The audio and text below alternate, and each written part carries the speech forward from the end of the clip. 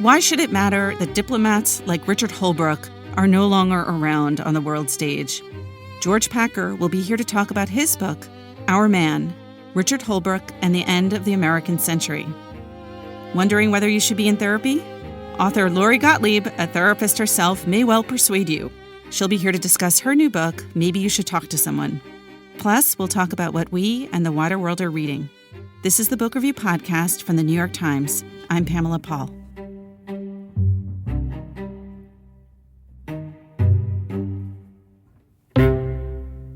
Joining us now is George Packer. He is the author of The Unwinding, which won the National Book Award, and The Assassin's Gate, among other books. And his latest is called Our Man, Richard Holbrooke and the End of the American Century. George, thanks for being here. Nice to be with you, Pamela. So why did you decide to write a book about Richard Holbrooke? It sort of chose me in a way that isn't typical and maybe not advisable for every book. After he died, a couple of his friends came to me and said, you should write a book about him. This was back in 2010, early 2011. I'd written a profile in The New Yorker in 2009 of Holbrooke, so that put me on their radar. I went to his widow, Kati Martin, this was maybe a month after he died, and said, would you let me have his papers with no strings attached for a book? And she let me know that other people were interested, but if I was ready to take them, she would give them to me. So within a week, a moving van was driving across the Brooklyn Bridge from his office in Tribeca to my house in Brooklyn with these giant black filing cabinets, like 3 foot wide by 6 feet tall, with Holbrooke's papers. And they sat there in my home office for 7 years, blocking the door, blocking my bookcases, kind of taking over my life and staring me down and saying, what's taking you so long? And what are you doing with my papers? And gradually, as I read the papers, I realized I'd made the right decision, that this man was so interesting and alive and had covered so much ground of American life in the last half century and wrote so well and did so much and was so complicated and in many ways so difficult to like and in other ways easy to admire. That's the subject of a book.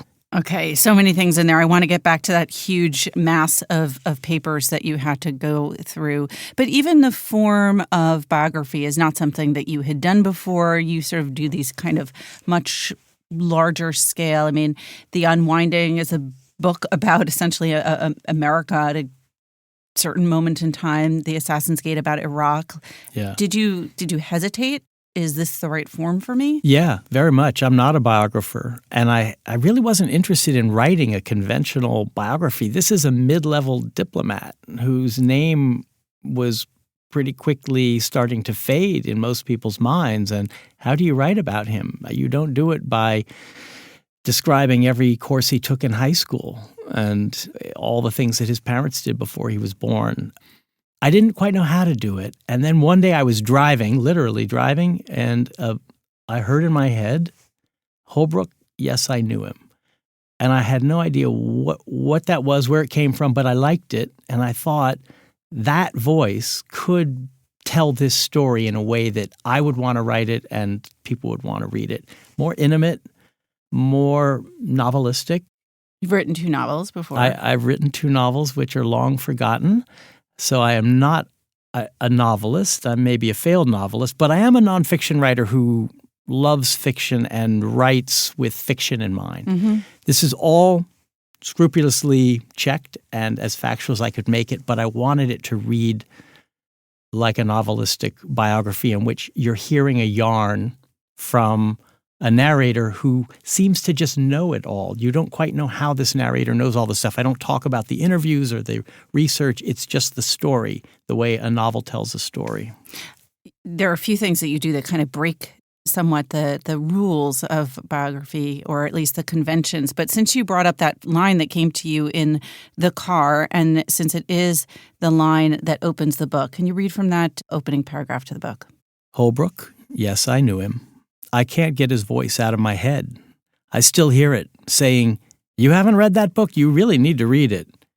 Saying, I feel, and I hope this doesn't sound too self-satisfied, that in a very difficult situation where nobody has the answer, I at least know what the overall questions and moving parts are.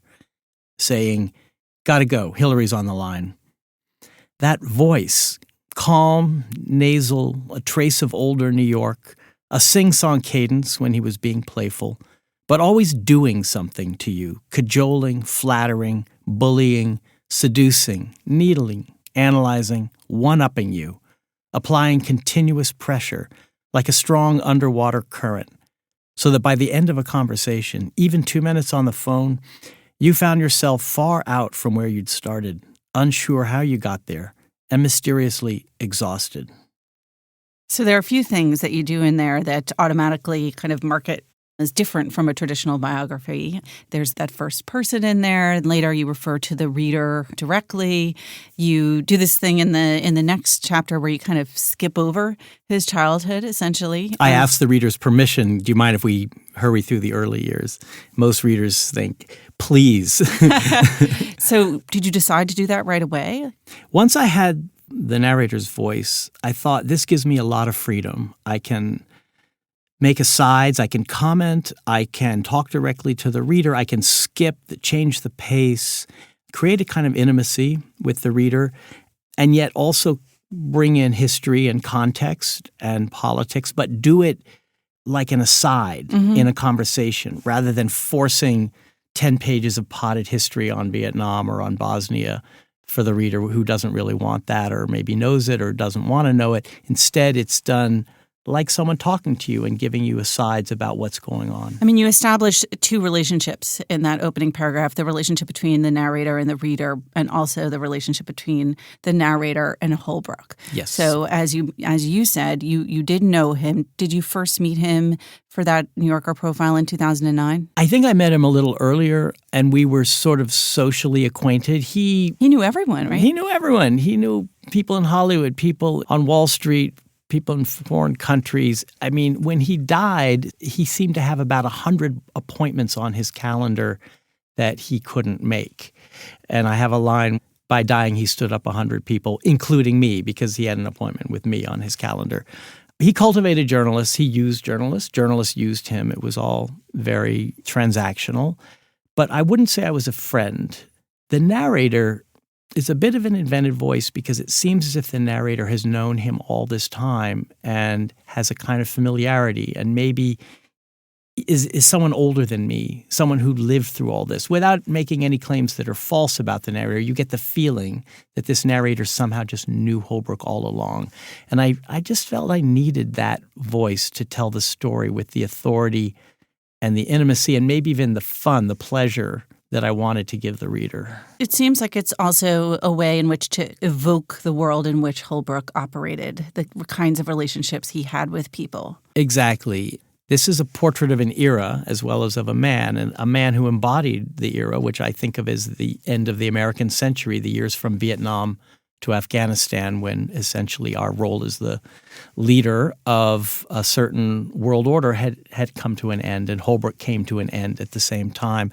To convey all that, I needed a narrator and an insight that somehow gave you the feeling that you were living through it with Holbrooke and getting it from the inside rather than from the outside. I didn't want that kind of distanced, judicious, aloof, biographical narrator to tell the story. I wanted someone in the guts of it telling the story. It seemed, too, like you wanted the emphasis to be as much, certainly on him as a person, but as much on the world in which he operated as it is on him as an individual. And I'm wondering if that's in part because, I mean, as you put it yourself, this was not a great man in the sort of great man of history sense of the phrase, but an almost great man. And what do you mean by that? He never quite made it to where he wanted to go. He tried to get to the top of the mountain again and again and again, including at the very end of his life when his body was breaking down. He never became Secretary of State. Was that his ultimate ambition? That was his ultimate job ambition. Mm-hmm. But he was not only ambitious to be things, but to do things. He didn't become Secretary of State because he pissed off too many people along the way, and too many presidents and presidential candidates decided he was more trouble than he was worth again and again. he also, I think, wanted to have the kind of great achievements that his heroes, Averell Harriman and George Marshall, and the essentially creators of the post-war era had. Dean Acheson, George Kennan. These were his heroes, and in some ways his surrogate fathers. The times changed. There was really no longer the possibility for an American to do that. The world had become more complicated. Power was more diffuse. The establishment was crumbling, even as he was trying to climb up it. And Holbrooke himself did not have the to the manner born of those men. He was an outsider, raw and sharp-edged and in many ways uncouth and difficult, and pissed as many people off as admired him, and some felt both ways about him, including me. So he never got there.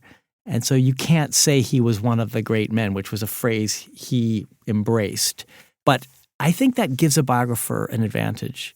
At the very top, it's hard to see in. There's too many layers of protection. The history is sort of too well known.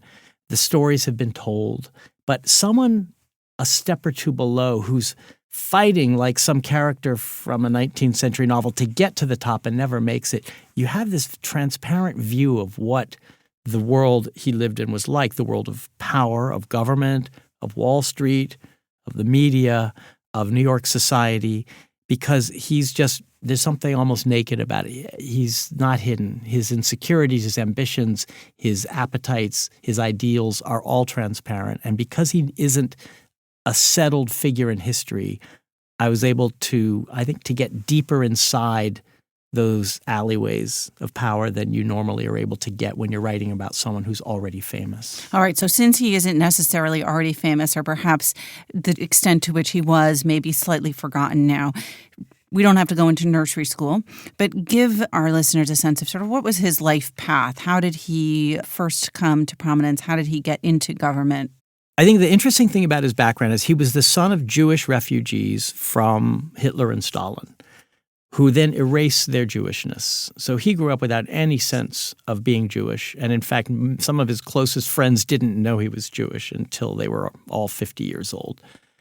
Instead, he was determined to climb up through the American establishment. And there was a bit of WASP envy in him, I think. He grew up in the New York area. He went to Brown. What year did he graduate from college? He graduated from Brown in 1962. He went straight into the Foreign Service. And in his class was Anthony Lake, who became, at the time, his closest friend and colleague in the Foreign Service. They both went to Vietnam together. And so by chance, in a way, he ended up in the most exciting, dangerous, and historically important post that a young diplomat could. And he also ended up not in the embassy in Saigon, but down in the Mekong Delta in a rural province that was overrun by the Viet Cong. This was 1963. So the war was going wrong, but there were still no massive American ground troops. The civilians in our government still were sort of in charge of the war. He was the senior American civilian in this province at age 22. And so he was close enough to the ground and to the war to see what was going wrong. And because he was so smart and so intellectually honest, he didn't hide that from himself or his superiors. And he began to tell people back in Saigon, we're losing this war and we need to use less firepower. We need to do more to win hearts and minds. It was pacification. He made friends with the famous journalists David Halberstam and Neil Sheehan because he had a lifelong fascination with reporters. And so very quickly, he was kind of in the center of the action in Vietnam and seeing it from this ground-level viewpoint that gave him a window into the reality of the war that most Americans didn't have. So very quickly, he became something of a Vietnam skeptic. So he comes back from Vietnam. What does he do next? He continues his way up through the U.S. government, making the right friends, playing tennis with Maxwell Taylor, and through Maxwell Taylor, Bobby Kennedy. He goes to the Johnson White House and continues to work on pacification in Vietnam, but from the Washington end. He makes friends in Georgetown with the people we mentioned, Averell Harriman and Dean Acheson. And Harriman brings him to Paris in 1968 as part of the first peace talks with the North Vietnamese. So at age 27, Holbrooke is in the thick of negotiating with the North Vietnamese, which goes nowhere. Nixon gets elected, and he leaves government, or at least leaves the Foreign Service, and does a few other things, becomes a Peace Corps director in Morocco, edits Foreign Policy magazine, but always waiting for the next chance, because all that really mattered to him was being in government, rising, having power, and doing things with it. He became Jimmy Carter's Assistant Secretary of State for East Asia, the youngest ever, and participated in the normalization of relations with China, which was a pretty epical event. Also got into a death match with Zbigniew Brzezinski. They saw each other as rivals, and he was lower than Brzezinski, and Brzezinski just pounded him into humiliation, but Holbrooke never really gave up. So he was already a bureaucratic infighter. When Carter lost, he went to Wall Street and made money for 12 years. But again, always looking for the next chance and making the right contacts and learning about the world and traveling all the time, never resting, always in motion. And when Clinton came into office, this was Holbrooke's chance. He was in the prime of his life. He was 51 or 2. He couldn't get a job. He had made too many enemies, including Anthony Lake, who by that point, having been his best friend in Vietnam, they loathed each other by the early 90s for mainly personal reasons. There was an affair in there. Yeah. I want readers to have some of the surprise for themselves, but Holbrooke... We'll just let that dangle then. Holbrooke betrayed Lake in a way that friends should not do, and that poisoned their friendship forever. Finally, Holbrooke, they just couldn't live without him, and they needed him. So they brought him in and gave him Bosnia to do. And what was his official position? Once again, assistant secretary, this time for Europe. So you see, he's not rising in terms of status. He's staying at this kind of mid-level, but he somehow is more important and better known and more powerful than people above him because of that force of his personality and his talent and his relentlessness, which made him difficult to deal with.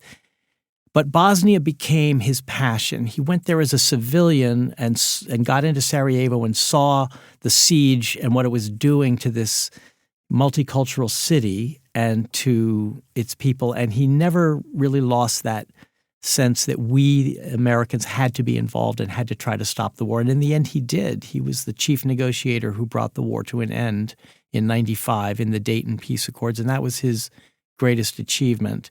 And I don't know that anyone else could have done it because it took that combination of idealism and egotism and shameless relentlessness that made Holbrooke impossible in other ways. He never let go until the Balkan warlords had been kind of brought to heel. Watching him, following his footsteps through Bosnia as I did, I realized diplomacy is not for people in nice suits who say nice things over tea. I mean, it is hard work. It takes guts. It takes stamina. You have to just be ready to go the distance to get anything done, even small things. And Bosnia, in retrospect, was not the biggest thing, but it was a hard thing, and it took someone like Holbrooke who was willing to really risk his reputation in order to end that war. He wanted to win the Nobel Prize for that. He sure did. He went to Oslo to lobby for it. Is that done? Do people do that? I don't think so. And Bill Clinton privately said to Al Gore, I think, he probably didn't get it because he tried so hard. And that's Holbrooke. He didn't get a lot of things because he tried too hard. He didn't know how to restrain himself. And really, he didn't have any self-awareness. He did not know himself in a fundamental way. I was curious about that because, he's sort of repeatedly described as his own worst enemies. You had his paperwork. You had his diaries. Let's go back to those huge file cabinets. Did you get a sense that he was self-reflective? Was he aware of his own failings? Was he someone who tried to self-improve on a personal level? Not at all. He was blind to himself. And I would come across passages where he would be complaining about how a journalist had portrayed him as a self-promoter. How could she have written that? There's nothing of that in me. That was a hit job. And I'm thinking, how can you not know that at least you come off that way, even if you don't think you are? In his relations with women, some similar things. He always thought that he had been the one mistreated when it's clear that he's being shameless with a girlfriend by playing around while expecting her to be there. So he was absolutely unable to see himself, which is a fatal flaw, because no matter how talented, smart, and even able to see others you are, and he could see others. He was a brilliant analyst of other people. Les Gelb, his best friend, would ask him, "What's Obama like?" And Holbrooke would give a brilliant description of the president. "How do you think you affect Obama?" And Gelb, it's a leading question because Gelb knew that they were having deep problems. Holbrooke had no idea. He thought that he was affecting him well. We're getting along great. No. Obama loathes you, despises you, doesn't want to be in the same room with you. Holbrooke didn't even see it and then couldn't understand it. And this inability to see himself really cost him a great deal at the end of his life. Let's talk about that, because when people talk about Obama and his feelings about other people, particularly on his sort of side of things politically, we don't hear that phrase, loathes the person, that often. That might be like a shade too strong. I'm sure President Obama would reject that word. Deeply disliked. It was almost physical. He would turn away from him. There's a picture in my book of Holbrooke facing Obama in the Oval Office. Obama is at 90 degrees looking at Joe Biden, who's looking daggers at Holbrooke. And the body language says, this is not good for Holbrooke. Something has gone wrong here, and something did go wrong. He managed to get Obama against him from the very start. How? Like, what happened between the two of them? And bring in Hillary Clinton here, too, because she's part of that. She's hugely important. So Holbrooke, once again, couldn't get a job at the top with the Obama administration, but they were going to let him have a job because Hillary Clinton was Secretary of State, and she and Holbrooke were very close and very loyal to each other. And she put up with his foibles and loved him, I would say, and also needed him as a foreign policy thinker. She gave him the hardest job there was, which was the war in Afghanistan, which he took with misgivings, but also with that sense of, I need to be doing the hardest job. Obama accepted him as his special representative for Afghanistan and Pakistan. But from the very beginning, there's a scene in my book where Obama's people summoned Holbrooke to Chicago right after the election of 2008 to be interviewed. And within a minute, Holbrooke has given Obama a signed copy of Holbrooke's book on Bosnia, which is sort of self-promoting. I mean, this is what a self-promoter does. It's like Johnson's state gifts. Exactly. Second, he asks Obama to call him Richard, not Dick, because Holbrooke's wife, Kati Martin, prefers Richard. So he's corrected the president-elect. And third, he begins to tear up and says, you don't have to be African-American to cry because the first black president has just been elected. So self-promotion, correction in a way that seems somehow weak, and then emotionalism of the kind that Obama might have even seemed a bit patronizing, but certainly not what Barack Obama wanted to hear. He wanted to talk about foreign policy. That's within a minute. And all the vectors shooting out from that go in the wrong direction for the next 2 years. Obama never fires him, tries at one point. Hillary Clinton stands in the way and says, it's over my objections. Obama backs off, says, okay. Why did he want to fire him? Because everyone disliked him. At one point, General James Jones, who was Obama's first national security advisor, called Holbrooke into his office in the White House and says, no one likes you, no one can get along with you. And he ticked off every name.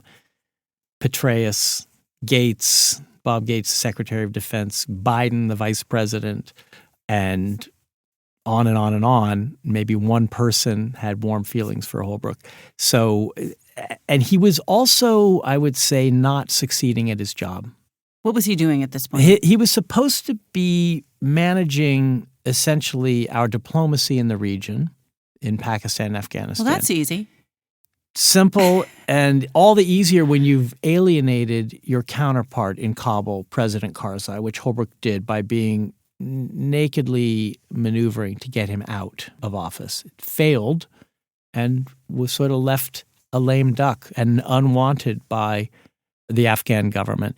He also was responsible for sort of the civilian side of the war, which was back to what he was doing in Vietnam. And he knew that this had failed in Vietnam, that this kind of counterinsurgency, if you don't have a reliable partner and you don't have a way to talk with the enemy, you're not going to ever prevail in this kind of fight. And yet he did it because that was the job that he had to do. And when he died suddenly in the midst of this, though, at the same time, the reaction was, oh no, if we don't have him, this is never going to work. And because the other thing he was doing was trying to start peace talks with the Taliban, which almost no one else in the government wanted or was interested in, including Obama, including the military, including Hillary Clinton. Holbrooke pushed it, but not very hard, because he knew by then that his standing was weak, and he was an injured old lion in the Obama administration and couldn't get his teeth into the heart of the issue as he had been able to do on Bosnia. So he never quite succeeded with the effort to talk to the Taliban. In the middle of it all, in Hillary Clinton's office, the office he had always wanted to occupy, during a meeting with her, his aorta tore. He was rushed to the hospital, but that was the end of his life. And in his last hour, I have a kind of almost second-by-second account, he's himself to the fullest. Whatever you've liked, disliked, admired, been mesmerized by, it's all there. And then it ends, and suddenly people in Washington, people around the world felt that someone maybe almost great had been lost, and there aren't that many of them. Something was ending. There was genuine grief, and there was also a kind of desire to recognize him. So his funeral at the Kennedy Center in Washington was like a state funeral, and everybody was there. And his legacy was uncertain, I would say. And that's where a book about him has a lot of room to move. I mean, are you saying to a certain extent sort of his swagger and his ambitions and his ego was sort of emblematic of America at that time in the world? Yeah, I think our good qualities, our energy, our idealism, our bad qualities, our hubris, our arrogant confidence that we could do anything, both of those are Holbrooke. Our sense that we had to be in the lead, and that nothing could happen, that problems would never be solved unless we got involved. Essentially, that's what the American century was about, and that's what Holbrooke was about. And when he died, there was already a sense that era was ending. It had been on the decline, almost like as his health was declining. It had. The war in Iraq did a lot to diminish our prestige and our power, and war in Afghanistan was doing the same, the financial crisis, and I think the decline of our democracy, our ability to say we are a model for the world. We were polarized. We were economically unequal. We were no longer the obvious model. And then, years later, when Donald Trump was elected, if he has a foreign policy, it's the opposite of Richard Holbrooke's. It's all about us first, us only. Why do we need allies? Why do we need treaties? Why should we care what's happening in countries whose names we can't pronounce? That was truly the end of that era.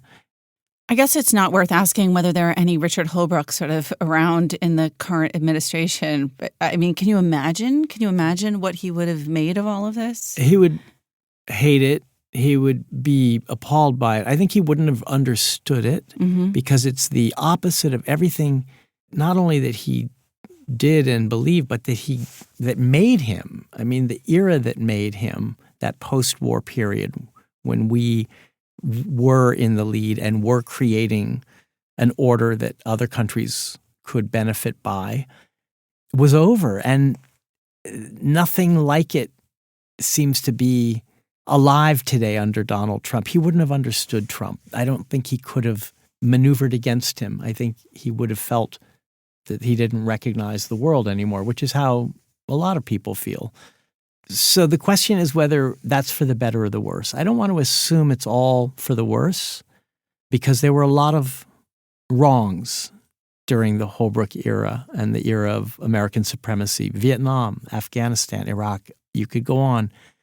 But the alternative to me seems worse, because the alternative is not America being the nice partner for countries around the world without ever pushing them around. The alternative is us to be just another great power acting out of entirely selfish motives without regard for whether there's a benefit to the world and whether there can be a positive outcome. So we're now looking, I think, at an age where we're no different from Russia. We're no different from China, and we're in competition with them. And that, I think that would have, for Holbrooke, that would have been like a defeat. One last question. We've talked a lot about all of the ways in which he alienated people and people got annoyed by him and didn't want to work for him and that he never could quite overcome his worst impulses. At the same time, this was someone, you mentioned there was a huge outpouring of grief when he died, who was hugely social, kind of knew everybody, had been married 3 times, had a long-time relationship with Diane Sawyer, to whom he was not married. He clearly also had legions of fans. I'm curious, sort of, where did you end up coming to feel about him? And did you feel like you were able to capture him in all these contradictions and complexities? Yeah, you're right, Pamela. I mean, people might not have always enjoyed him or approved of him, but so many people wanted to be around him because he was just interesting as hell. He was just more interesting than most of us. He was always doing something. He was always talking about the movie he'd just seen and wanting you to enjoy it as much as he had. So there was something life-affirming about his relentless will, even when it could roll right over people. And he mentored a whole generation of young people in foreign policy who were heartbroken when he died. And we should never forget that he was, in some ways, a better father to them than to his own children. My feeling about him, I think when you spend that much time with anyone, you begin to sympathize with them even as you are uncovering incident after incident that gives you pause or even appalls you, because you're seeing life from their point of view. And so it's almost impossible not to understand why people do what they do when you're in their shoes.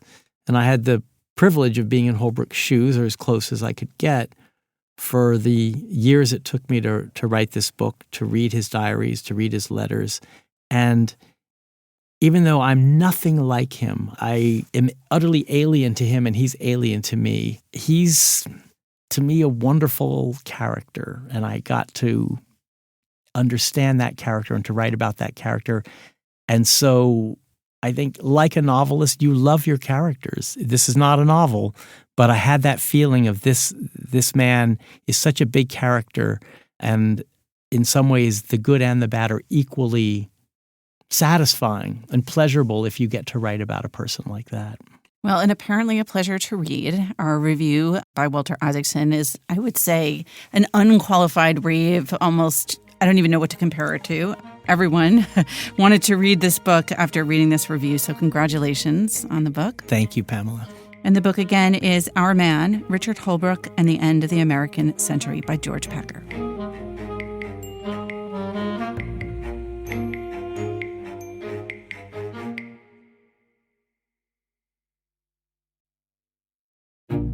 So here's a request for our listeners. I get lots of feedback from you, some complaints, lots of kind words. Really appreciate it. You can always reach me directly at books@nytimes.com. I will write back. But you can also, if you feel moved to do so, review us on any platform where you download the podcast, whether that's iTunes or Stitcher or Google Play or somewhere else. Please feel free to review us and, of course, email us at any time. Lori Gottlieb joins us now from Los Angeles. Her new book, already a bestseller, is called Maybe You Should Talk to Someone, a Therapist, Her Therapist, and Our Lives Revealed. Lori, thanks so much for being here.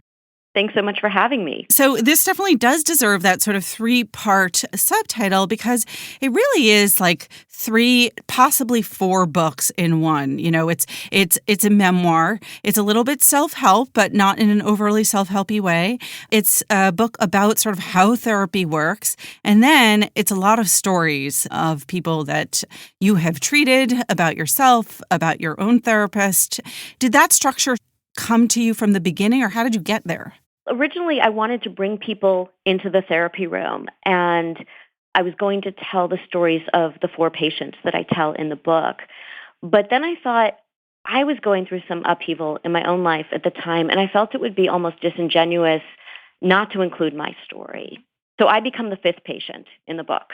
And you see them going through therapy with me and me going through therapy with my own therapist. You tried to write it at first without you in there. Well, originally I was supposed to be writing a happiness book. And I really didn't want to be doing that. I was starting off as a new therapist at the time, and I felt like the happiness book just couldn't capture the real lives and the way people struggle and grow and change in the same way that I was seeing it in real life. And so it was a real struggle for me because I was told that if I didn't write this happiness book, because I had sort of made a mess of things by not writing the How to Land Your Kid in Therapy book from an Atlantic piece that I had written, that I would never write a book again. And so I was paralyzed. Eventually, I did cancel that contract, and I did what I had wanted to do the whole time, which was really bring people behind the curtain and let them see what I was seeing. I think people think of therapy as you listen to people's problems all day, but that's not at all what it's like. There's so many heroic moments in the therapy room. There's so many beautiful moments, funny moments, poignant moments, and it's real life. And that's what I wanted people to see. Because you did two things, right? On the one hand, you're sort of opening up this revelatory world of therapy from the therapist's point of view that already kind of feels like, wow, that's a little bit verboten. Like we're not supposed to know what the therapist really thinks. And then you do this other risky thing, which is really to write about yourself in a very open, honest, and brave way. And I'm curious, was that hard for you? Definitely. It was very hard for me. I think it's one thing to conceptually say, I want to walk the walk and show my side of this story too. You know, it's a very different thing to say, oh, I really can't give the cleaned up version. You know, I have to be as vulnerable with the reader as my patients were with me. And you, in a way, it seems through that narrative kind of mirror the process of therapy itself in that the patient comes in, they tell you what they want to tell you, they tell you their version of things, and then little by little you sort of peel back the layers and you get to the real story. I do everything that my patients do with me with my own therapist, which is that I come in and I present a version of my story. And what I really want, which I think is what a lot of people want, is I want my therapist to validate my version of the story. I want him to say, yeah, you're right. You were right in this situation. In my case, your boyfriend was wrong. You know, you're not crazy and you dodged a bullet. And I think I talk in the book a little bit about the difference between idiot compassion and wise compassion. And I think our friends give us idiot compassion, which is they back you up, they agree with you. It feels really good in the short term. But what a therapist does is they offer wise compassion, which is they hold up a mirror to you and they say, I want you to see something about yourself that you're not already seeing. And in this version, it's going to be maybe harder to see, but it's going to help you in the long term. I mean, you open up with a chapter, speaking of idiot, called Idiots, which is ostensibly about one of your patients named John. Tell us a little bit about John. John is very abrasive. He's very hard to like at the beginning because he's insulting to me. He tells me that he's come to me because I'm a nobody and therefore he won't run into any of his high-powered colleagues in the waiting room, so he knows he's safe there. He pays me with a lot of cash, says he doesn't want his wife to know that he's coming to therapy, and he says, you'll be just like my mistress. And he doesn't let me see him. And he very much, does everything he can to push me away. And I think that sometimes it's hard to remember outside of the therapy room that people's behaviors are a way of protecting themselves. So what I needed to find out was, why is he acting like this? Why is he so obnoxious? Why is he so hard to like? And he becomes, I think, for people who have read it so far, the person that people love the most by the end of the book. But that mirrors the process that I went through with him, which was that I really had a hard time with him in the beginning. But he became one of, the people that I felt the most affection for of all the people that I write about in the book. It's very clever to start off with him, right? Because he also is an emblem of anyone who has dismissed therapy as a kind of enterprise. He is the person who, even though he's actually there, which I guess is a major first step, sort of says everything that any naysayer about therapy might say about the practice and is sort of pushing it away, even though he's the one who's come to therapy. Well, he comes to therapy for the reason I think most of us does, which is help me manage all the people out in the world who are making my life difficult. The idiots. Right? So he's like, everyone's an idiot. Everyone's making my life difficult. Supposedly he's there because he's having trouble sleeping because of all the difficult people in his life, but he's not looking at what is really happening internally for him and how he's making things difficult. And that's not to say that there aren't difficult people in the world. We're all surrounded by difficult people in a lot of ways. But what is your response to these people, and how are you exacerbating the situation, and what agency do you have in these situations? It's a book about therapy in a way, but I think it's a book not about therapy. I think it's a book about just through the lens of therapy, you can see people's lives in a way that we normally don't get to.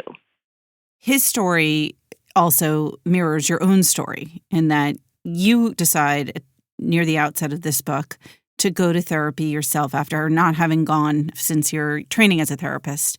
Can you talk a little bit about the fact that therapists go to therapy themselves as part of their training, and then what led you to go back to therapy? We do go to therapy as part of our training, but I think it's very different when you haven't really been a therapist yet. You're just starting out, and so you very much feel like the patient. It doesn't feel like you have those two hats on, right? Patient and therapist. But when you have established a private practice and you've been doing it for a while and then you go back, it's very hard to just be the patient in the room at first. But that's exactly what you need to do. My friend, who's a therapist, has said to me, because I wasn't even thinking about going to therapy, even though this big upheaval had happened. And she said, you need to go to a place where you're not being a therapist right now. And, you get in that room, and on the one hand, you think, I'm just here for crisis management. But your therapist makes it clear very, very early on that I think something else is going on here. And I was really resistant to that. What was going on? Why did you go back to therapy? I went back because the person that I thought I was going to marry decided that he didn't want to live with a kid under his roof for the next 10 years. And that kid was my 8-year-old who had not been hiding in a closet during the time that we were dating. You had been together for 2 years. Yeah. From the get-go, my kid was very much right out there. And his kids were older, and they were going to leave for college soon. And I think he was about to taste the empty nest. And he had been grappling this for a while, but didn't tell me. My story is that I had no idea. As I go through therapy, I'm making the case for, why he's a kid hater. And there are all these sort of clues that I just didn't want to see because it would mean that we couldn't be together. And what was really going on was when the breakup happened, I said to my therapist in the first session, now we've been dating for all these years and I'm in my 40s and half my life is over. And he glommed onto that statement, half my life is over. And that became what the therapy was about, which was, what do I do now at midlife? Not just romantically, but about all these other things that I wasn't admitting to myself. I think, we all have secrets when we come to therapy, and some of the secrets are secrets we keep from other people, but some of them are secrets we keep from the therapist, and some of them are secrets we keep from ourselves. And I wasn't willing to admit that, there was this professional crisis I was going through, and there was this health crisis that I was going through that I was just in denial about because I just didn't want to look at them. And I really spent the therapy thinking about meaning and fulfillment and all of these things that were coming together at this crucial point in my life, and what do I want for the second half of my life. It becomes clear in this book that therapy is professionally fulfilling to you, but you didn't start out as a therapist. You started out in TV, like your first patient case in the book, John. Just talk a little bit about how you ended up going from an entry-level job in Hollywood to, actually, you started off in film, right? I started off as an agent's assistant, and then I moved over to become a junior executive in film. And then I moved over to become an executive at NBC, where I was working on their 2 new shows. One was called Friends and one was called ER. Oh, just those little shows. Yeah. Those little shows. And I was a junior executive there. And we had a consultant on the show on ER who was an ER physician, and he was there to make sure that the trauma-based scenes were accurate and to come up with ideas for the show. And I would hang out in the ER with him a lot. And I hung out with him so much that he said to me at one point, I think you like this better than your day job. I think you like it better here than in the office. And, I really loved the rich stories that we were telling on the show, but I loved the real stories that we were seeing in the ER. And so I ended up going to medical school. I went up to Stanford. And when I was there, a lot of people were talking about managed care and how this fantasy I had about guiding people through their lives as their physician and really having these long-term relationships over the course of people's lifetimes was going to be much more challenging. And so I left to become a journalist where I felt like I was telling these real stories. So I could delve into people's lives in a deep way.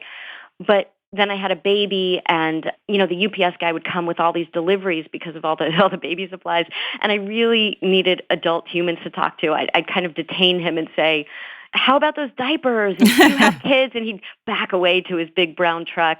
And so I called up the dean at Stanford, who I'd become close with when I was in medical school, and I said, maybe I should come back and do psychiatry. And she said, I think if you do psychiatry, you're going to be doing a lot of medication management. Why don't you get a graduate degree in clinical psychology, and then you can do the kind of work that you always talked about doing. And it was the best advice that she could have given me, because I went from telling people stories as a journalist to helping people to change their stories. And as a therapist, I work with stories so much. I almost feel like I'm an editor in the room where people come in and I'm listening not just to the story they're telling, but to their flexibility with the story. Who are the major characters? Who are the minor characters? Is the protagonist moving forward? Is the protagonist going in circles? What are the faulty narratives like I'm unlovable or nothing will ever work out for me? Or in John's case, the patient we were just talking about, I'm better than everyone else was his story. It's interesting that arc of you getting to a point where you're helping people change their story is happening at the same time that the story that you're telling is also changing, right? Because you went from setting out to write a book based on a cover story for The Atlantic about how to land your kid in therapy that was a sort of, anti-overparenting story, to then writing a story or a book about happiness, to writing this book. I think that there are so many levels to the way that my story evolves, just like the way that my patient's story evolved. They're almost like mysteries in a way, which I think is sort of the interesting piece of being both a patient and a therapist, that you start off with a story, and then as you start to discover more about what's underneath that story, all these other stories come to the surface. And it takes a while to figure out what the person's story is. It kind of goes in different directions, and you, at a certain point, figure out the major theme of all of the stories, and that's what you end up working on. What is the theme that unites all of these different threads? How did your therapist, Wendell, help you come to realize what your story really was? I think he called me on my inconsistencies in a way that people in the outside world won't do. So he would say things like, we love this phrase in therapy as therapists, I wonder. Mm-hmm. I wonder if blah, blah, blah. Well, what does that mean? What is a therapist really saying when they say that, I wonder? They're saying in a gentle way, I want you to focus over here. I wonder if there's another explanation for this. I wonder if the person that you're talking about had another motive when they did or said that. I wonder if you've thought about it this way. It's just a softer way to say, I need you to look over here, even though you're resisting it. He does this in some very unconventional ways. Like at first, he seems to you not particularly hip, someone you'd never heard of. He didn't have a website. He had this kind of, I think you called the decor in his waiting room, grandma style. And yet he kicks you in therapy. He throws a tissue box at you. He sings. Did you learn anything about therapy from the way that Wendell approached it? I think in some ways, even though I went there for therapy, I got mentoring in terms of how to be a better therapist. He was far ahead of me in his career at that point. So he had decades on me.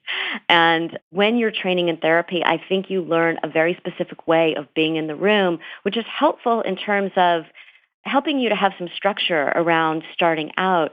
But it's almost like when you're a pianist and you have to learn the scales really well before you can improvise and do your own thing. You need that structure of the scales, but you also need to be able to go in different directions. And he was wholly himself in that room. And I don't mean that his boundaries were loose. He was very boundaried, but he would improvise. And he taught me how to be myself in the room. And he would do whatever he needed to do in the moment to get me to see something in a way that I could see it. So he did kick me at one point gently. Got up and walked over and kind of kicked my shin and walked back. And I was like, what was that? Are you insane? But he was trying to show me the difference between pain and suffering. He said, everybody experiences pain, but you don't have to suffer so much. And he said, you seem to enjoy this process of suffering because of things that, these perseverative ways that I was going over and over the boyfriend situation. And he was trying to get me out of it. And it did, by the way. I mean, it was very effective. Now, I didn't go drive over to my therapy room and then go kicking people. That wasn't what I did. But I did so many times. It was almost like he was Cyrano, and he would say certain things that were so effective that I would drive to my office and I would say them for 5 hours in a row. And they were very effective with my patients, too, for the most part. And it wasn't that I was copying him. It was that I was bringing my own version of it to the room. So I feel like I learned a lot and I grew a lot as a therapist through the experience. You mentioned boundaries, and I thought it was really interesting the way you talk about what happens when you bump into your therapist in the real world, both from the perspective of your patients and from your perspective as a therapist. And I wonder now, your patients, you're now out there. They know you. They don't need to bump into you at a Lakers game or in a cafe where you're with your son or a friend or you might be crying or whatever's going on. They already now know you. Do you feel like it's kind of fundamentally shifted your practice now that your patients all have this window into Lori Gottlieb, their therapist? I wondered about that when I was writing the book. That was certainly something I thought about, especially when I was writing that chapter in the book called Embarrassing Public Encounters, which is about what you just said when, like, my friend who's a child psychologist was in the bakery with her young child and a 6-year-old patient, and the mother walked in and her child was having a meltdown and screamed, "You're the worst mother ever," which is not what you want to have happen right. Out in the world.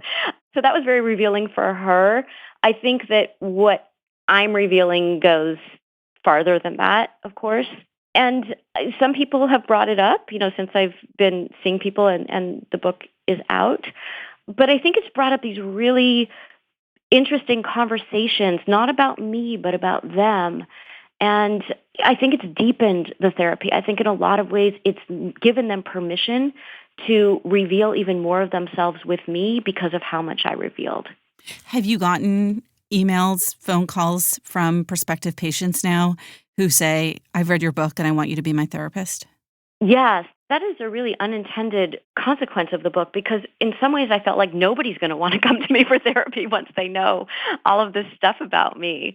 Not that there's anything, I think, creepy, in the book. It's just that I think that when people see our humanity, they tend to leave us, right? They tend to be afraid of that. They don't want to see anything about their therapist. It's almost like when you run into your first grade teacher in Best Buy and you're like, "No, Mrs. Jones, you're supposed to be in the classroom."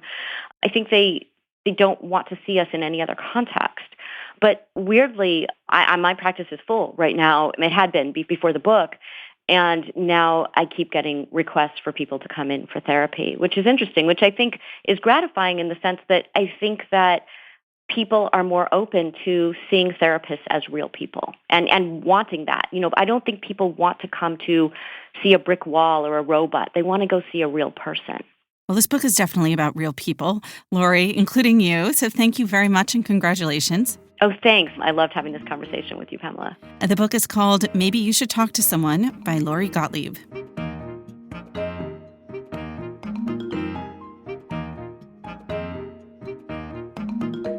Joining us now to talk about what we're reading, my colleagues Tina Jordan, Greg Coles, and John Williams. Hey, guys. Hey, Pamela. All All right, so you all sound chipper, but I know that we're all reading very, very sad, dreary, even mournful and apocalyptic books. And we will start in a mood.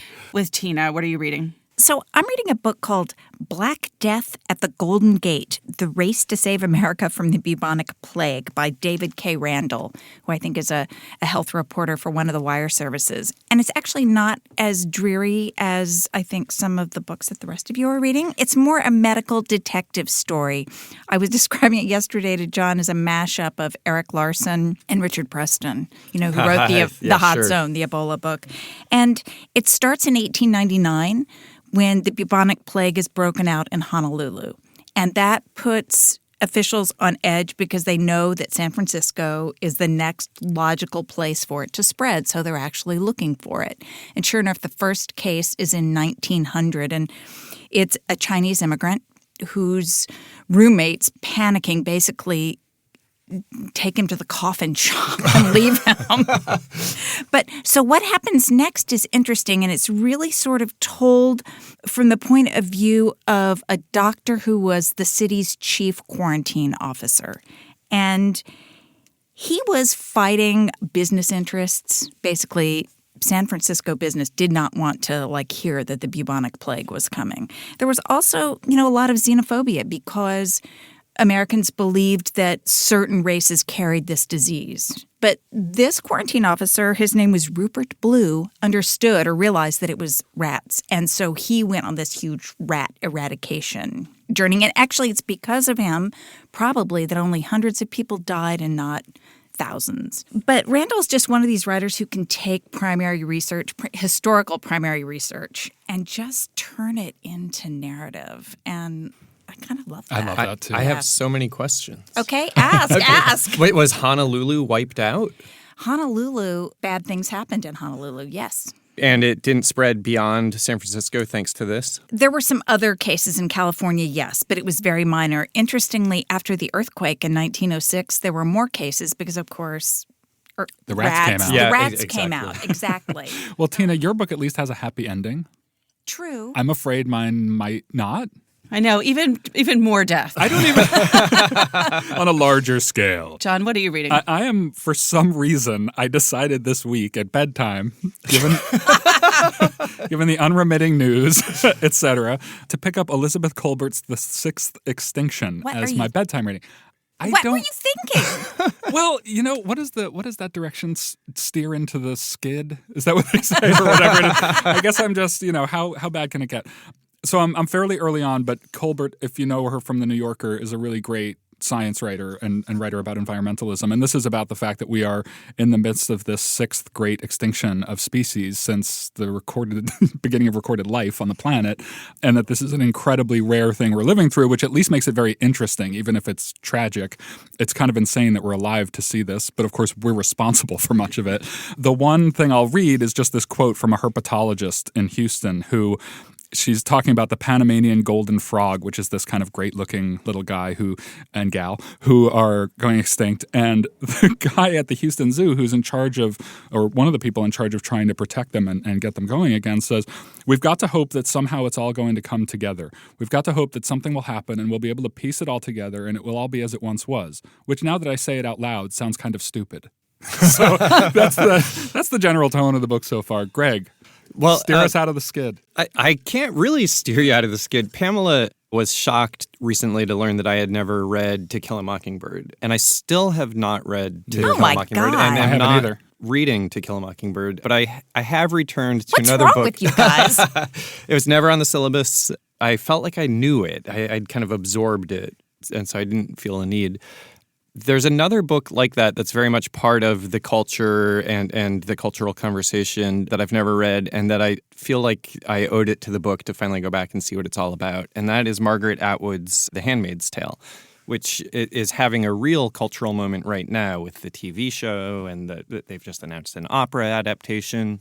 The government seems to be inspired by that. A sequel is coming in September. There have been Handmaid's Tale protests in the halls of Congress. So it is very much a book of the moment, but it was written in 1986, and it's got this near-future dystopian feel to it. In the face of declining birth rates, the United States has refashioned itself into a patriarchal theocracy that kind of seizes control of women's bodies and forced surrogacy and forced pregnancies.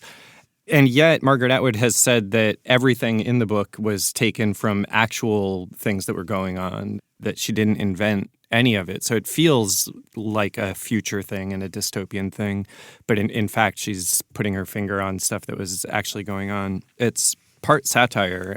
It opens with a quote from Genesis, but then it goes right into a Jonathan Swift quote after that. And so she's kind of setting forward what she's doing here is a modest proposal. Yeah, a modest proposal. I haven't read that either. I haven't read To Kill a Mockingbird. I haven't read We'll put together a syllabus. Okay, Pamela, you are our last hope, Obi-Wan Kenobi. No, I deliver no hope. But you have read what I've read, John, because we've talked about it a little bit. I read the novel, or maybe it's more of a novella, by William Maxwell called So Long, See You Tomorrow. One of my absolute favorites. And it's not a cheerful story. I had first read William Maxwell, They Came Like Swallows, after reading. I thought it was an obit read, and I intended to bring in my copy because it contains a yellowed tearing from the New York Times from around the time of his death in 2000. He was a longtime editor at the New Yorker in addition to being a writer. But it turned out that actually it was not the obit. It was an appreciation on the back page of the book review by Daniel Menaker from the time of Maxwell's work. And I had it tucked into my copy of They Came Like Swallows because after reading about Maxwell, I decided to read that book, which is essentially a memoir, even though it's written as a novella, of William Maxwell's mother's death in the 1918 flu when he was 10 years old, which was such a traumatic experience in his life that he sort of continued to go back to it. And this book also contains a retelling of that same death of his mother in the influenza epidemic of 1918. It's a really interesting book because it sort of starts off, it feels like memoir in the way that They Came Like Swallows feels like memoir. It's a story of a boy who, in the aftermath of his mother's death, is depressed, basically, and struggling. And he has this kind of casual after-school kid that he plays with who, at the end of their almost parallel play in the attic, they say, so long, see you tomorrow. And then one day he doesn't see that child again because it turns out that boy is the son of a man who murders his neighbor and then kills himself. And it was a quite notorious crime in small town Illinois where Maxwell grew up, or the fictionalized version of this story. And in a preface that I read afterwards, he sort of talks about his memory of what happened and how wrong that memory was, and going back and researching it, and then doing something interesting in this book, which is to, once he realizes that the research will not fully illuminate what actually happened, he then really goes right into fiction and kind of announces it outright, saying, well, we don't know what happened, so here's my version. And he tells this version of two couples who are tenant farmers, neighbors, and an affair that takes place between the husband and the wife of each of the couples, and that ultimately leads to 2 deaths, 2 divorces, the destruction of everyone involved, and that rotates from the viewpoint of each member of both couples, the kids, and even the dog. And I just found it incredibly moving. And before, I want to hear what both of you think, but I just want to read one little bit that kind of gets back to that original story. This is from very early in the book, in a chapter called The Period of Mourning. My younger brother was born on New Year's Day at the height of the influenza epidemic of 1918. My mother died 2 days later of double pneumonia. After that, there were no more disasters. The worst that could happen had happened, and the shine went out of everything. And then he says just a few sentences later, he's talking about a woman who kind of came to take care of him and his brother. She may have made a stab at being a mother to my older brother and me, but it would have taken a good deal more than that to break through our resistance.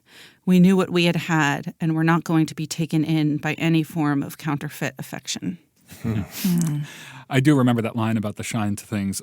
It's one of the very, very few books I've read more than once, partly because it's so short, so it's easy to, but now you're making me want to read it again because it's been a while, and I'm not great with details from books, but I do always remember the couple of moments where he sort of leaps into the dog's perspective because they're so daring, and normally that would be, in my opinion, so bad and disastrous, and yet he not only pulls it off, but I just found it incredibly moving, and now I need to reread the book. Wait, what's funny about my response to it is that I loved that book. I've only read it once, and I remember the affair and the farm and all of that.